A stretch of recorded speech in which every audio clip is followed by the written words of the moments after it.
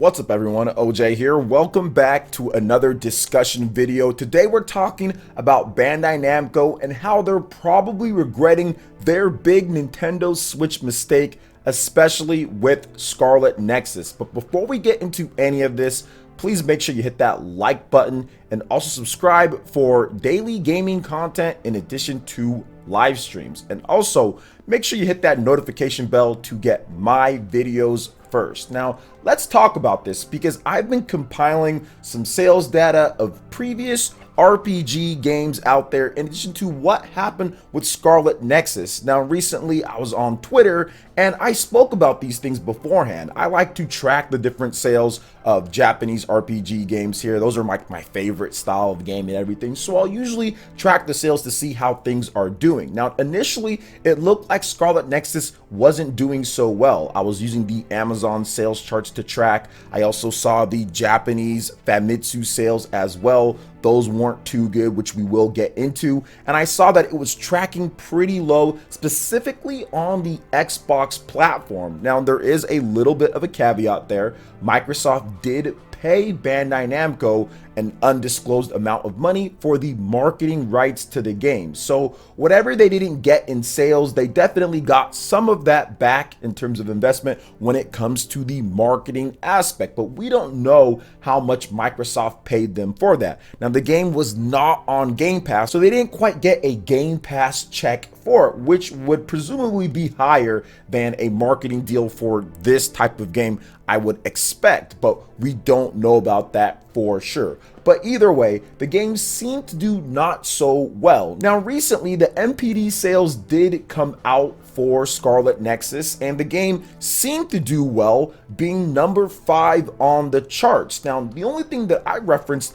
was the Xbox platform not necessarily doing as well as it could have, or whatever the case is, and the game maybe not doing as well overall, just because it never really hit the top of the Amazon sales charts. It wasn't at the top of the digital charts for the PlayStation or for the Xbox. It was number 6 on both of those.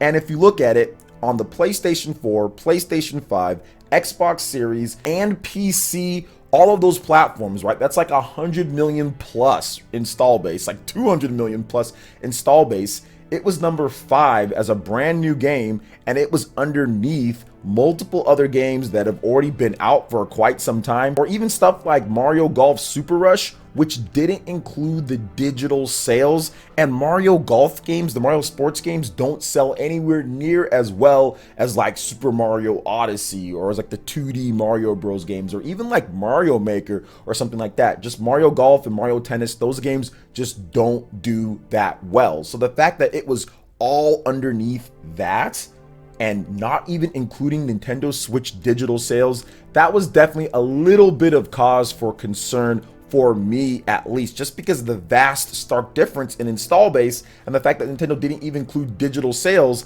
yet there's a bunch of digital sales included for Scarlet Nexus in those NPDs, and it still didn't even pass that up. And of course, Ratchet and Clank was number 1 in that June month. So to me, there was a little bit of cause for concern, and I'm guessing based off of all of this, I'm not saying that the game was a flop or anything, but based off of all of this and what I'm about to tell you guys when it comes to some of these different RPG numbers on the Nintendo Switch platform, I'm almost positive that Bandai Namco is kicking themselves just like they were kicking themselves, the president of the company, saying it was a shame that they did not know that the Nintendo Switch was going to be what it was, and they did not plan for that. That was actually a paraphrase quote from the president himself a number of years ago when the Switch was taking off. But a number of years ago, that's too late. You have to plan ahead of time, or you have to do extreme measures to get things going in terms of these huge multi-year developed games. You can't just snap your fingers, then all of a sudden a Switch version pops up. It has to be planned. You have to optimize for the platform. You can't put out a game that's running really bad or can't really run at all. You can't cyberpunk it when it comes to these type of games, because if you do, that will be the result. So you have to put out something that is good enough in terms of the quality of the game. And unfortunately, Bandai Namco did not plan properly. Now, if you look at it recently, guys, the reason why I'm bringing this up, they have to be kicking themselves because look at the success of some of these RPGs that have came out on the Nintendo Switch, right? We know the ones that have came out before.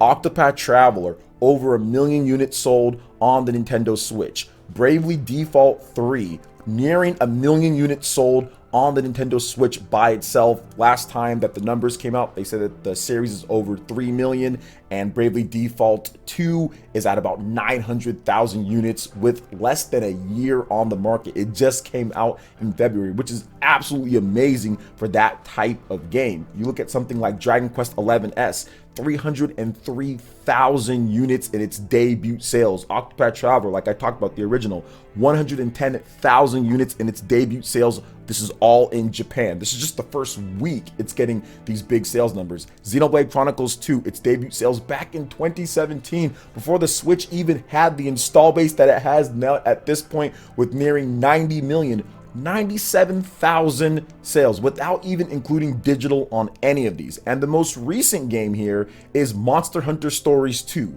Capcom announced that the game sold over 1 million units, and most of that is on the Nintendo Switch because we did get a report from Steam that Monster Hunter Stories 2 was the biggest debut launch sales for Steam, with around 30,000 plus people playing the game. And we know that the Japanese sales were at 139,000 units, not including digital, so obviously the sales ratio is heavily skewed towards the Nintendo Switch when it comes to those sales. So the fact that Capcom can sell 1 million copies of Monster Hunter Stories 2 predominantly on the Nintendo Switch in less than a month, Bandai Namco has to be looking at the success of that and all of that money, because that is a $60 game, right? The profits on that must be extremely good. The ROI, the return on investment, has to be extremely good on that, just because the game just came out and it's not like this huge, you know, Final Fantasy VII remake style type of game and budget, yet they're charging the $60 for it. So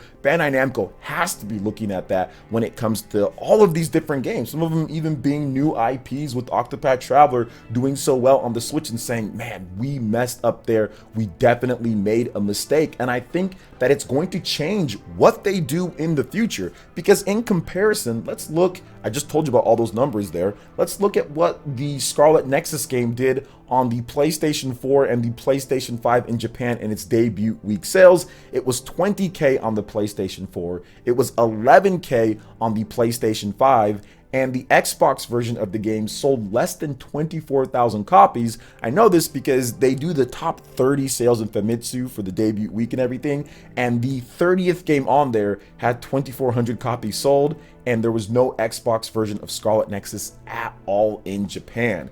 And now we get these sales from here in North America, and you look at that, and all of those versions of the game combined couldn't even beat Mario Golf, which is a lower selling type of game when it comes to Mario games on the Nintendo Switch platform. No digital. It lost out to MLB. It lost out to a number of games with all those platforms as a new title. Like I said before, I don't think it was like a super flop or anything like that, because the game doesn't have like some type of crazy massive budget. I would think it doesn't. Not that it's not an expensive game, not that it didn't take a lot of money, because to make those animations and to make those graphics and to make what they did, it definitely took a lot of money, but I'm guessing it wasn't the highest tier of what Bandai Namco can do. So for example, a game like Tales of Arise seems like it's definitely a bit more higher quality with certain things. So that's what I'm saying here, guys. They're looking at these sales, if you're comparing them with these RPGs, these Japanese RPGs, and you're seeing the huge skew towards the Nintendo Switch platform as time goes on, with huge debut opening week sales of 100,000 plus on the Switch by itself. And then you're looking at some of this stuff with the PlayStation 4 and PlayStation 5 and with their Xbox versions in Japan, debut sales of just barely 30K or so. That definitely has to be a little bit of a cause for concern for Bandai Namco and making profit, because they're in the business not to make a little bit of money, but to make a lot of money off of these games. And of course, to innovate and do what they need to do, Scarlet Nexus is a fantastic, and I think it's an innovative action game when it comes to action RPGs. It's very good, but you definitely want more people to play that, especially in Japan right then and there, because remember, you don't have to spend as much on shipping and stuff like that when it's domestic, so the amount of money that you can make in Japan can be pretty good. Obviously not as good as the rest of the world because there's just way more people and install base and stuff like that when it comes to certain platforms, but they're not taking advantage of the Nintendo Switch and they're losing out on a ton of money because of that. The reason why I even made this video is because I saw that post from Capcom saying, hey, congratulations, 1 million sold for Monster Hunter Stories 2. This is a game, by the way, guys, that didn't even sell 500,000 copies on the Nintendo 3DS. It was a game that was nowhere near a million seller. It comes out on Nintendo Switch and all of a sudden it's a million seller in less than a month. I think it was like 14 days or less, 10 days that they announced that. So it was a bit ago that they announced that, right? So the fact that it's already that good just shows you where the skew and where the market is heading to and how they probably made a mistake. And that was probably a multi-million dollar mistake that they made. I don't think whatever Microsoft paid them for the marketing rights or for them to leave it off the platform covers what they would have made if there was a Switch version for this type of game. Now, I'm not saying, which some people accuse me of, but I'm not saying that every single game, no matter what, Western games and everything need to be on Switch. I am not pushing that narrative at all. I know that there's certain games that probably wouldn't do as well or would have problems running or whatever the case is based on what we've seen. But a game like Scarlet Nexus, an Unreal Engine 4 game, a Japanese RPG where you have proven success of Japanese RPGs, not only selling well in Japan, but selling well in the rest of the world. Looking at stuff like Astral Chain, a Japanese action RPG, over 1 million units sold, and that's a brand new IP from Platinum Games, you know, on the Switch by itself. That sold over 1 million when it didn't have the biggest debut in Japan. Still sold better than Scarlet Nexus in Japan in the debut sales, but still didn't have the biggest debut, but still went on to sell over 1 million as that style of game on the Switch by itself. So something's definitely wrong there when it comes down to it, and hopefully Bandai Namco realizes that and they adjust what's going on here going forward, which I think they will. I think they will, but it's going to take them some time to catch up when it comes down to it. So what are your thoughts on this, guys, when it comes to Bandai Namco and what's going on there? You think that they regret their big Switch mistake with Scarlet Nexus and potential future games as well? Let me know your thoughts in the comment section below. All right, guys, that wraps it up for this video here. Check out the links in the description. We've got Twitter. Go and give us a follow on there. Stay up to date on all the latest gaming news and information. Also, make sure you like, comment, and subscribe, and share this video if you can. Thank you guys so much for watching, and we'll catch you for the next one. Peace.